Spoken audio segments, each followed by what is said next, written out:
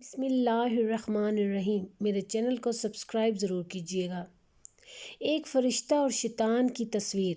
کسی بادشاہ نے اپنے ملک کے سب سے بڑے پینٹر کو حکم دیا کہ ایک فرشتہ اور ایک شیطان کی ایسی تصویر بناؤ جو اس کے دور کی سب سے بہترین ہنرمندانہ اثر کے طور پر باقی رہے۔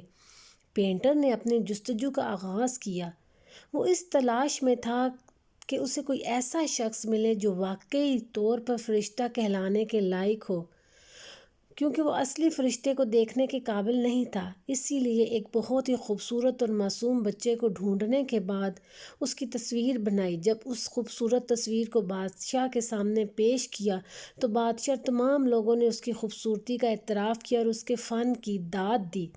اس کے بعد پینٹر نے مختلف شہروں کا سفر کیا تاکہ کسی ایسے بندے کو ڈھونڈ سکے جو ایک حقیقی شیطانی چہرے کا مالک ہو۔ ملک کی مختلف جیلوں میں موجود مجرموں کو دیکھا، لیکن اسے کوئی ایسا شخص نہیں ملا، کیونکہ اس کی نظر میں سب اللہ کے بندے تھے، اگرچہ انہوں نے بعض غلطیاں بھی کی تھیں۔ تلاش کرتے کرتے سالوں گزر گئے، لیکن اسے کوئی نہ ملا۔ 40 سال بعد جب بادشاہ نے احساس کیا کہ اس کی عمر کے آخری ایام ہیں تو اس نے پینٹر کو بلا کر کہا کہ کسی بھی صورت میں تمہیں جلد از جلد اس تصویر کو بنانا ہی ہوگا تاکہ میری زندگی میں یہ کام سر انجام پائے۔ پینٹر نے دوبارہ اپنی جستجو شروع کی اور آخرکار اسے وہ شخص مل گیا جس کی تصویر بنانی تھی۔ ایک مست، بدصورت اور کریہ المنظر مجرم اپنے لمبے لمبے گندے بالوں سمیت کسی مخروبہ میں کھڑا تھا۔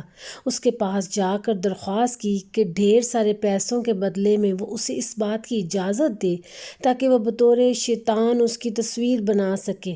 اس نے پینٹر کی بات قبول کی۔ تصویر بنانے کے وقت پینٹر نے دیکھا کہ وہ شخص رو رہا ہے۔ جب وجہ جاننے کی کوشش کی تو اس نے بتایا، میں وہی معصوم بچہ ہوں 40 سال پہلے جس کی تم نے فرشتہ والی تصویر بنائی تھی۔ میرے اعمال نے مجھے شیطان بنا دیا۔ اپنی معصومیت کی حفاظت کیجیے، اپنے اعمال سوچ سمجھ کر انجام دیں۔ جزاک اللہ۔